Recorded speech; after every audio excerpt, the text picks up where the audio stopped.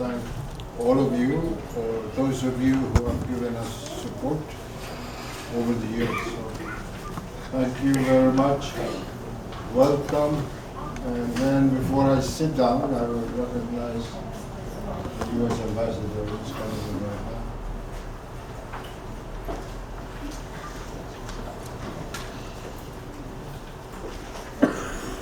Yeah, again, on behalf of the staff and also the board members, you are very welcome, Ambassador Riley, U.S. Ambassador, who joined us now. Thank you for coming. We appreciate your support.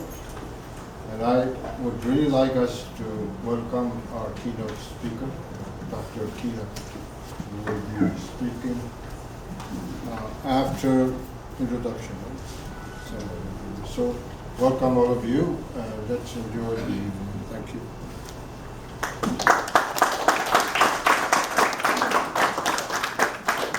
Salamat, Dr. Mauricio, Ambassador, PCM Cummings, welcome again.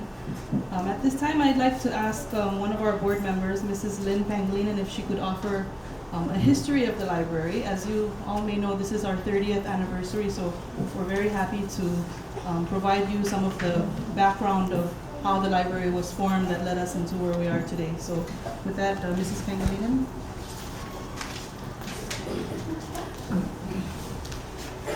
Kasalelia Michael, good evening.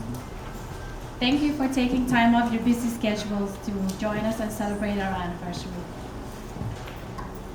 This is a little bit too long, so don't get bored. It's very interesting, so just keep listening. A library is one of the most important assets of any community. More importantly, the people of Pohnpei have every right to be proud of the library serving this community. Much hard work and efforts from a variety of people have gone into the founding and creation of the current Pohnpei Public Library. And it will still continue its efforts to raise money necessary to maintain and improve it. One day, Christine Le Pen and Penny Wolbacher was discussing about the needs of the children of Pohnpei, especially in education. One of the ideas that they had was to establish a library to help improve the students in reading. Chris and Penny began organizing, and soon more people joined in their effort. The Friends of the Pohnpei Public Library organization was born in early May 1986. The first founding board members were Christine Le Pen. She's an American citizen who used to be here. Cone Ramon, local. Lorraine Cook, I think she's also local. Penny Wolbacher, she's married to a local and she's been here forever. And we really thank her because she's still on our board and she's still helping us as an advisor. Elizabeth Clark, Kiko Apis, the late Kiko Apis, and Joanne King. Subsequently, the organization began the long and difficult process of raising money to gain support for their goal. Numerous fundraising efforts took place in these early days, and the first books began to be collected.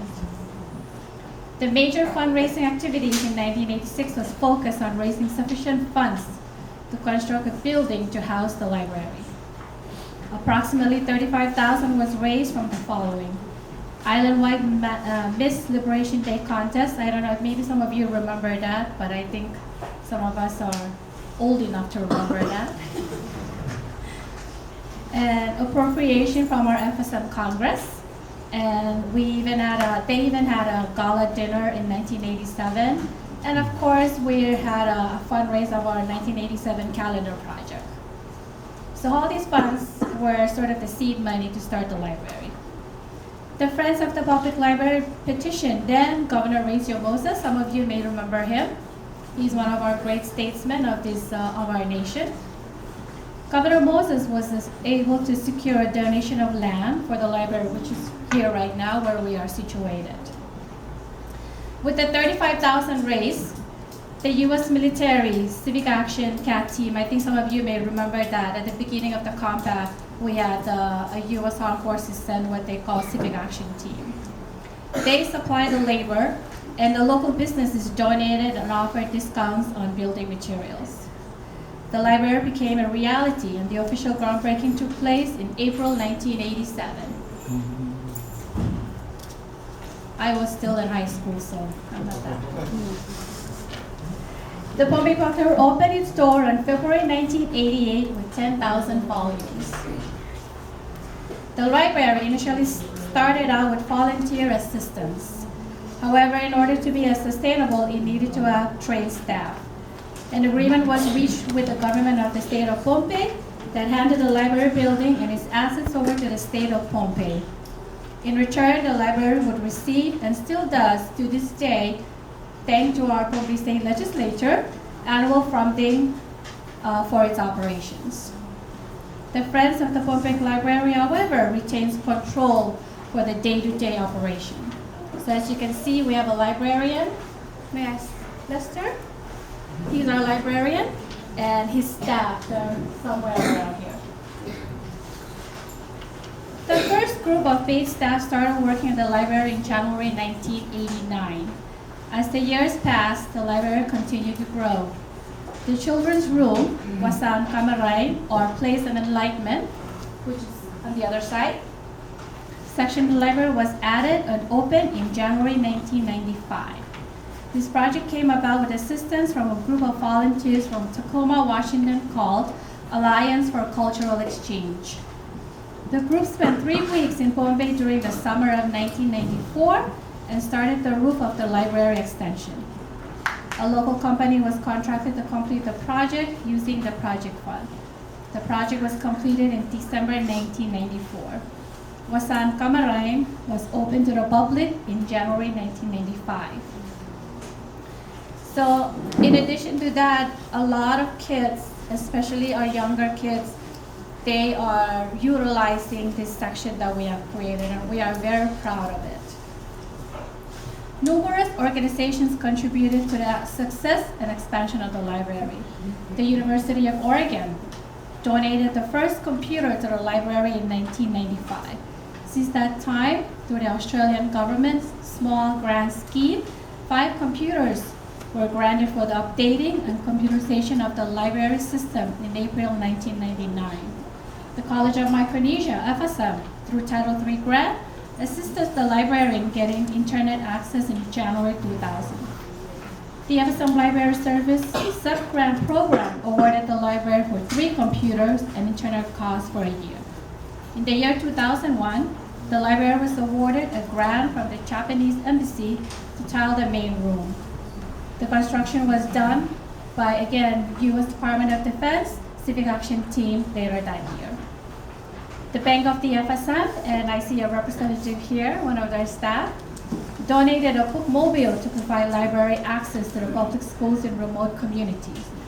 On February 19, 2002, the Pohnpei Visitors Bureau Board approved designation of the portion of the land in the Pohnpei Botanical Garden for use by the Pohnpei Public Library as outside reading activities center.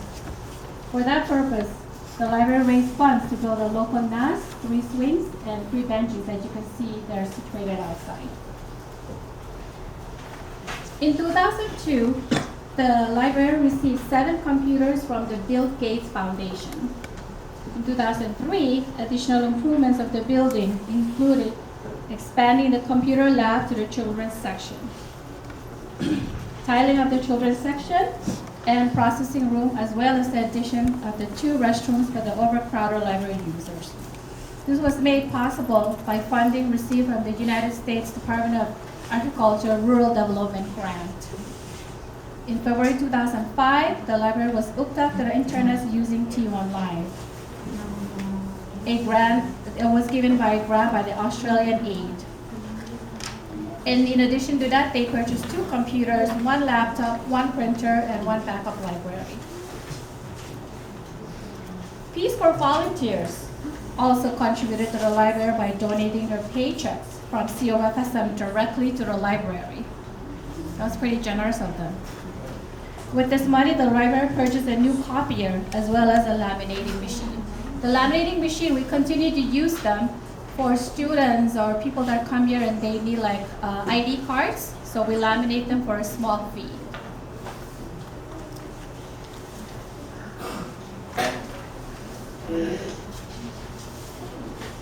And we continue to get more and more contributions and donations given to us. Recently, we had Senator Bernie Perman, who contributed last year computers in collaboration with the Chinese embassy with free Wi-Fi access. So I think sometimes when you guys drive by the library, you see a lot of people parked outside because they're using the free Wi-Fi. And in 2016, we are very happy and thankful to the Australian government and Pohnpei Fishing Club and Ace Hardware, Bank of Assam for contributing the fantastic playground outside there. As you can see, a lot of kids use that. Every time you drive by, there's a lot of kids playing, giving their mommies and daddies a break. And recently, we also want to recognize Aaron Nicewander from the Tuna Commission, who was generously donated a flat screen for the children's section, along with videos from the Micronesian seminar, and a sofa, and a chair, and all the little technical stuff that needs to go with those systems. So the kids can now come in and be able to watch, those historical tapes and videos, especially for high school kids who wants to do a research paper, and even provided headphones so they won't distract other people that are in here. So sort of sum it up all, I want to continue to thank everybody for their contributions, and we will continue to accept your generous contributions. Another thing that we like to do is we need a lot of volunteers to help us with our reading summer programs. Those are really popular for our kids throughout the whole state of Pohnpei. So if you want to sign up, please see our library. And again, it's volunteer, so you won't be compensated, but it will be your time will be much appreciated. Thank you so much again for coming.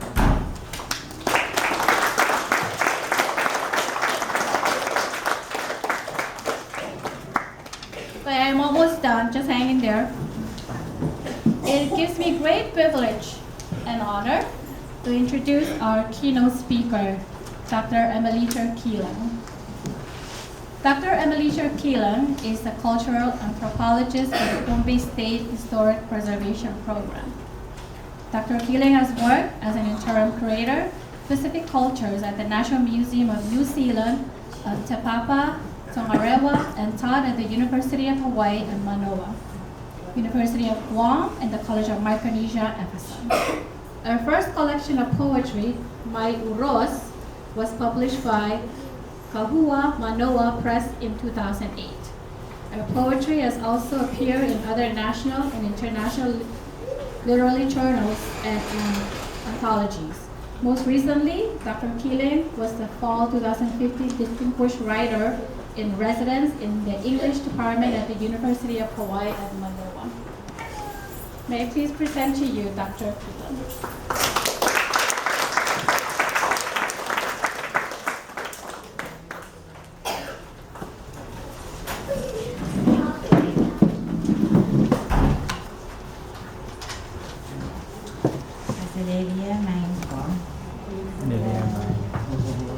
I don't speak very loud, so can everyone hear me? Yeah, like that. I'm kind of nervous because I wasn't expecting my boss to be here.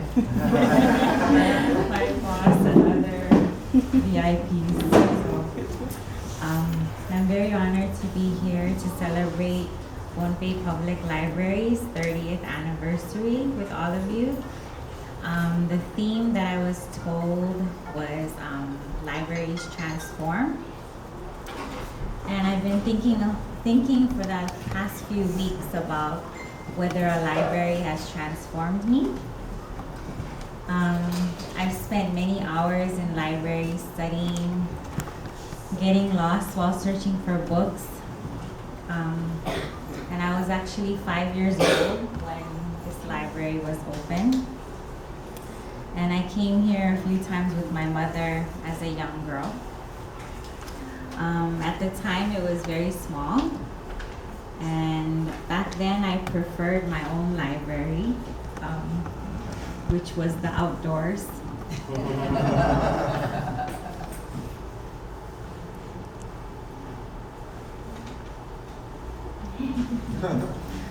My library was the outdoors, torno, high jump, tetherball, and the river with my friends that my friends and I swam in up the road from my house. Reading is something that I had to do for school, but it didn't interest me. Books kept me inside, and I wanted to be outside, where I could run free. After all, we lived in Salata, Sapuen Salata. That library helped shape who I am today. I think this is the case for most Pohnpeians and Pacific Islanders, or at least those in my generation and older, those of us who grew up without the internet. Reading was, and in some cases still is, seen as something foreign. It is something that you do if you're antisocial and if you want to be alone, which would make you somewhat of an oddball. We are rarely ever alone in the Pacific Islands. So if you go off and read your book by yourself, then you're sort of looked at as odd.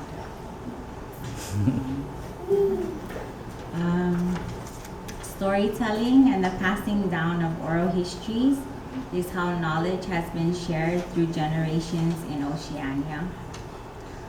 Our libraries were in our minds and written on our skin in our tattoos. Therefore, it's not surprising that reading is not always encouraged.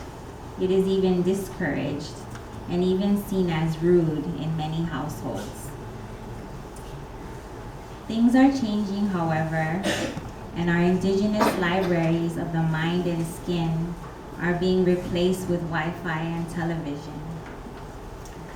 The young generation seems to like staying indoors more and playing with their cell phones.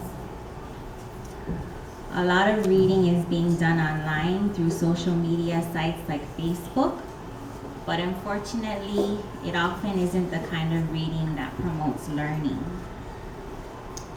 This is where Western libraries and books come in. It wasn't until I left Pohnpei at the age of 9 that I began to appreciate books and reading. I spent more time alone and began to read more.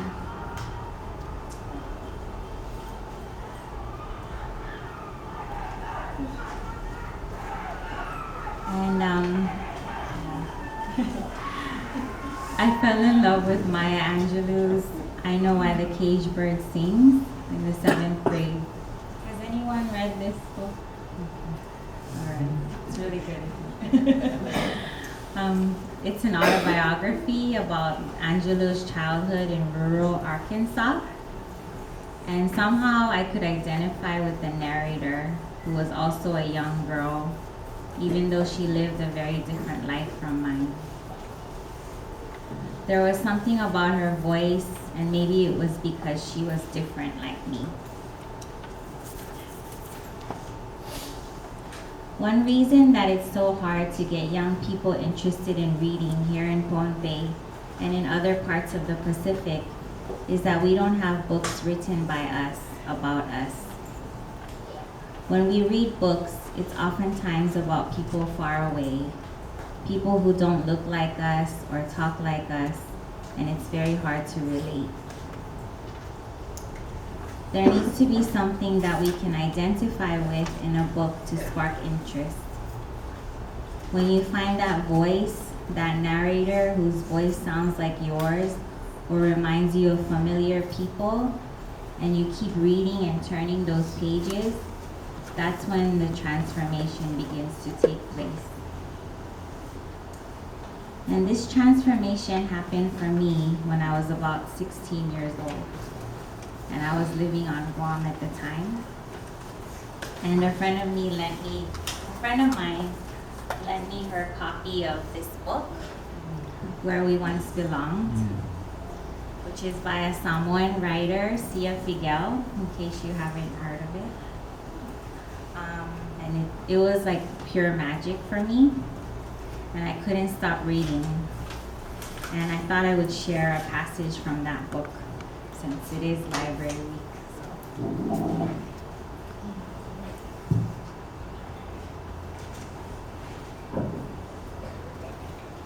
This chapter is called We. When I was in Standard 3, the American Peace Corps, Miss Cunningham, gave the class an essay writing assignment. Write an essay on one of the following topics. 1, my village. 2, my pet. 3, on my way to school today, I saw a... Half the class wrote on my village. I belonged to the other half who decided to write on topic 2, my pet. My family has a pet. His name is Picky. Picky is born last week. Picky is white and is black too. He likes eating pemo. My sisters and me loves him. We loves him because he is good. He is a good Picky, and he likes to play with us. He's a good Picky, and we going to eat him when he grows up. Who does the piggy belong to? Asked Miss Cunningham as she handed me back my essay. He belongs to me and to my sisters and to my brothers and to my Ainga. He is our Picky, I replied. Oh, said Miss Cunningham with a smile on her face and her pimples turning red. I thought you were going to write about your pet, your Picky. Do you have anything else that doesn't belong to your sisters too? Something very special that doesn't belong to your brothers? Like your toothbrush here at school with your name written on it? You know, no one else is allowed to brush their teeth with your toothbrush because it has your name on it. Do you have something at home that's the same as your toothbrush here at school? Yes, Miss Cunningham, I said proudly. I have 10 sene. It is hiding in a hole under a rock in the garden. No one knows, only Picky and me. So that's an excerpt from this book, Where We Once Belonged, which I highly recommend if you haven't come across it. So once I read this book, I was blown away because it was the first time that I saw myself and people I knew and came from reflected in a book of fiction.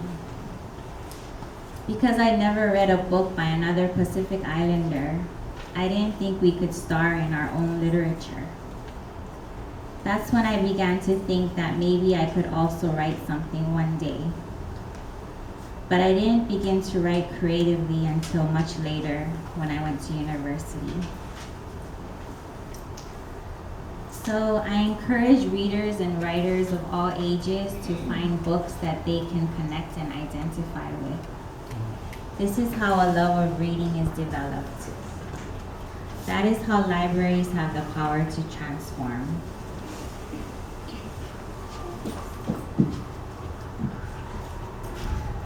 I also want to recommend that the Pohnpei State Library, or Pohnpei Public Library, acquire the Telethon Series by Lonnie Went Young, which takes place for the most part in Samoa and other parts of Polynesia. And they're just so good, and I think that the young people in Pohnpei would really enjoy them. So the Telethon Series. I also want to recommend Kathy Jetno Kitchener's new book of poetry. She's a Marshallese poet, and if you're a fan of poetry, then I recommend it.